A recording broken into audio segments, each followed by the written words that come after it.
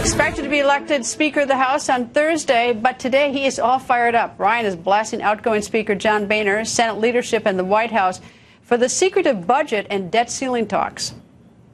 I'm reserving judgment on this agreement because I, quite frankly, haven't seen it yet. I want to see what it looks like on paper. But about the process, I can say this. I think this process stinks. This is not the way to do the people's business. And under new management, we are not going to do the people's business this way. We are up against a deadline. That's unfortunate. But going forward, we can't do the people's business. As a conference, we should have been meeting months ago to discuss these things, to have a unified strategy going forward. I leave it at that. Fox News Chief Congressional Correspondent Mike Emanuel is live on Capitol Hill. Mike?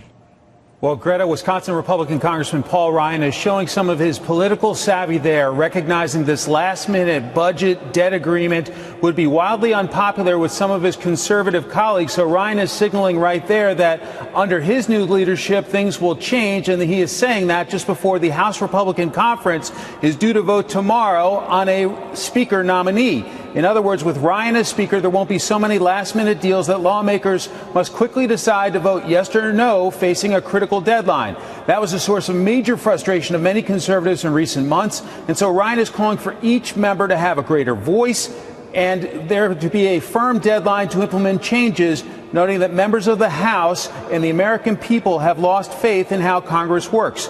So that is making reference to rule changes that House conservatives wanted in order to support Ryan for Speaker.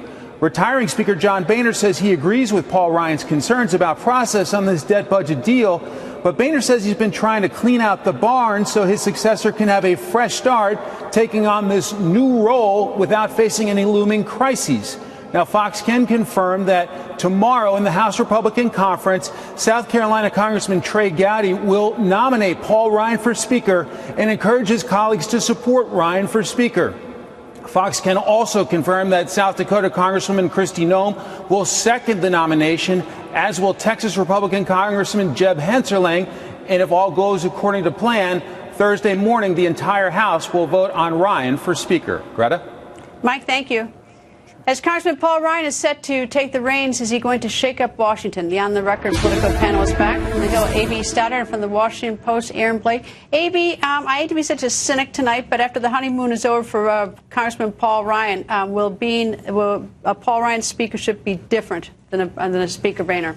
Well, it'll be different for a while because Speaker Boehner took away all of the, basically the minefield that lay in front of us. There were many cliffs and deadlines. That's clean out the barn. That's the cleaning out the barn reference that Mike Emanuel used. He basically allowed Paul Ryan to be able to say that it's going to be a different system, that this kind of management stinks, that they won't be sneaking deals up on people before. He's walked the plank with John Boehner before. When John Boehner had Kevin McCarthy, his whip, and his majority leader, Eric Cantor, ditch him on the fiscal cliff vote, Paul Ryan was there with him. He's seen this happen, and he knows sometimes it has to. Hopefully for him the next year, he won't have to do stuff like this. Aaron, how's Paul Ryan going to do as Speaker? Well, I think A.B. makes a really good point that this takes a lot of stuff off the table. Paul Ryan might have said that this process stinks, but this is very convenient for him. This allows him not to have to deal with it. Not to have to deal with it blame somebody else. For a very long time, I might add. And so, the budget, the shutdown debate and the debt ceiling debates are the debates where the right wing of the party wants to extract concessions, have changes made.